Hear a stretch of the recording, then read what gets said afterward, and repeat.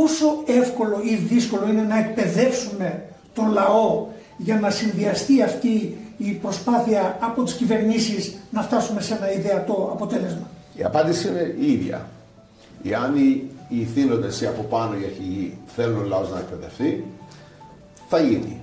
Γιατί υπάρχουν πολλά παραδείγματα στην ιστορία που οι αρχηγοί δεν ήθελαν να εκπαιδευτεί ο λαός. Δεύτερον, εξαρτάται πόσο ο λαός, στο σημείο που βρίσκεται ο κάθε λαός, εάν το ζητήσει και το πάρει. Αλλά αν είναι εύκολο, αν είναι εφικτό, σίγουρα πολύ εύκολο και πολύ εφικτό. Το θέμα είναι τι χρειάζεται να γίνει αυτή η αλλαγή. Τι χρειάζεται να γίνει αυτή η αλλαγή, όπως γράφω στα βιβλία μου, είναι το 1% του πληθυσμού να κάνει κάτι.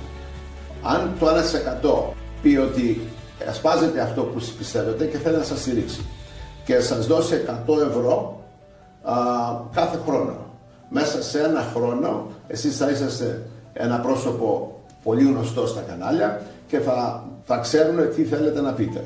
Ο κόσμος δυστυχώς δεν κάνει τίποτα. Το 1% είναι να κάνει κάτι, 100 ευρώ. Ή το 5% προς να μιλάει.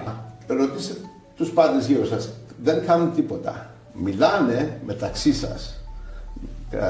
Πήρε ένα κρασάκι, ναι, λέει αυτός είναι καλός, δεν θέλουμε αυτόν, δεν θα πούμε το άλλο, ναι, αλλά στην ουσία δεν κάνουν τίποτα. Στο τέλος λέτε, ρε παιδιά, αφού συμφωνούμε με τον Γιάννη, τον Κώστα, ας του δώσουμε 100 ευρώ να προχωρήσει αυτό.